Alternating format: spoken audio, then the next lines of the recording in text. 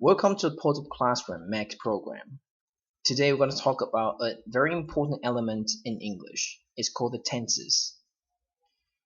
This is a simple introduction of the tenses in English. The purpose of this video is to show you the differences between Chinese and English. Now in English, verbs have different forms called tenses. The tense is a characteristic of verbs that indicates the time of the action or state of being that a verb expresses. Now this sentence might be a little bit abstract for you. Now I'm going to show you something. I'm going to give you a simple demonstration and show you how exactly it works. Now you can see that on this piece of paper there are two sentences. One of them is written in Chinese. 我昨天看了部电影. One of them is a direct translation of the Chinese sentence. I watched the movie yesterday. Now 我昨天看了部电影. This is Chinese. 昨天 means yesterday. 看 is the verb in the sentence, means watch. Now, if I change this 昨天 to 明天, now it's tomorrow now. It's no longer yesterday. Now, look. 我明天要看电影. We may have to change a word or two, add one more word or erase one more word. But look at the core piece of the sentence, which is the verb watch. It does not change its form, along with the time marker tomorrow. 在中文里面，看这个动词并不会完全变样子，因为时间而改变。But in English, I watched a movie yesterday. If I change this into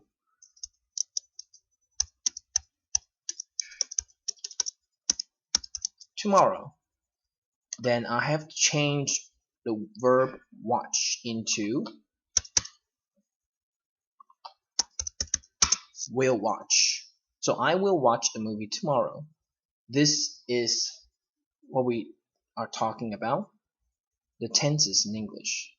If I change tomorrow again to something like every day, now it's present tense now. Then I have to change the verb again. It's not will watch anymore, it's watch. So you can see that in English, the verb of a sentence changes with the time markers of the sentence. Alright, let's get back to the PowerPoint. Now, so we know that in English we change the verbs with the time markers. Now, how many tenses are there in English? There are, in total, 12 major English tenses. Now, let's look at this chart over here. There are three perspectives. They mean the way we see things. Simple, progressive, means continuous, and perfect. And there are three like time markers, like past, now, and future. Combine these 6 things that we have 3 times 3, 9 different English tenses, and plus 3 more progressive tenses like V3, present perfect progressive, past perfect progressive, and future perfect progressive. Then we have 12 major English tenses right here. Now put them together, we have past simple, you can see that, past progressive, and then past perfect tense. Now with simple, then we have present simple, present progressive, and then plus perfect, we have present perfect tense. Over here, future with simple, future simple, and then future progressive, and then future perfect tense. Now you can see that for the perspective, which is the way we see things, simple, progressive, and perfect, they decide the formulation of the sentence. Like with all perfect tenses, we have similar parts. Verb PP with have. Can you see that? So this is the basic formulation for all perfect tenses. We use have with verb PP. But when we're using perfect tense with the past, when we combine the perfect tense with the past tense, which forms past perfect tense, we have to change this have into its past tense, which is had. So in past perfect tense, we say had with verb PP. But present perfect tense, we combine the present tense with perfect tense. We use have or has, because that's what we use in present tense. Combine perfect tense with the future tense, that we will get something like will have with verb PP. So you see that the perspective, which means how we look at things, decides the basic structure of the verb.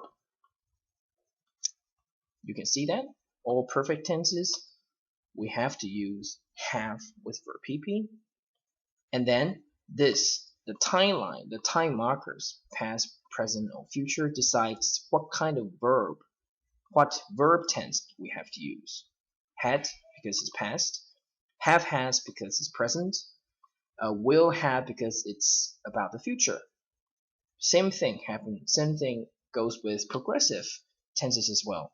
Now, progressive tense, for all progressive tenses, we have to use a be verb with the ing. A be verb with the ing, and the be verb, sorry, there's a mistake, with the ing. So the basic structure that we have with the progressive tenses are be verbs with ing. Only that we are using the present progressive with we're using progressive tenses. With the past tense, we change the be verbs to use was and were as the be verb in a sentence.